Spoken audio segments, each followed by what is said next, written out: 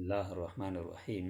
قدرمند رسول الله مبارک علیه السلام فرمایي 3 کسان داسې دي چې الله جل شانه د آخرت پر ورځ باندې نظر نه ورته کوي.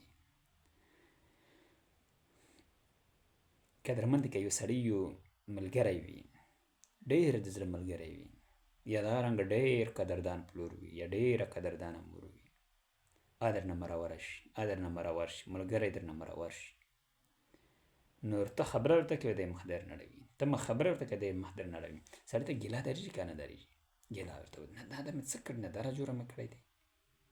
قدرمند دی رسول الله مبارک هم فرمایي چې 3 ثلاثة لا ينظر الله الیهم یوم القیامة. 3 سړي داسې دي چې الله جل شان د آخرت پر ورځ باندې نظر نه ورته کوي، الله جل شانه نه ورګرځي.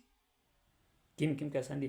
اول دا دی العاق لوالدیه، د مور پلور نه فرمان. مور پلور خبره اچوي، مور ورته وي داسې وکړه، پلور ته یې داسې وکړه، دی په بله ځای نه روان وي. الله جل شانه د اختلاف ته نه کسي، ځکه په دنیا کښې د مور او د پلور خبره نه دو منلې، د مور پلور نافرماني دې کړې، خو رب الله ونه ورته کسي. قدرمند دی والمرأة المترجلة، 2 نمبر هغه ښځه چې کومه ښځه مطلب ده د سړي ونه فیشن کوي. ښځه خپل لباس نه علاوه د سړي لباس کوي. نبی علیه السلام مبارک فرمایي الله و نظر نه ورته کوي، دا دی زنانه ده. 3 نمبر قدرمند دی 3 نمبر والدیوس، بې غیرته انسان ته چې په خپل عزت باندې قدرمند زړه نه بدېږي. رسول الله فرمایي یعنې بې غیرته وي، په هر شي باندې په خپل بې عزتي باندې نظر سترګې ټیټوي، سترګې په پټوي.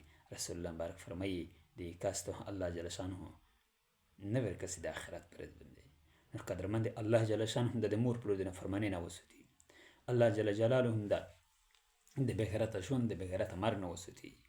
الله جل شانه هم سړی ته د ښځې د لباس نه او دارنګه ښځې ته د سړي د لباس نه الله جل شانه پرهیز ور نصیب کړو.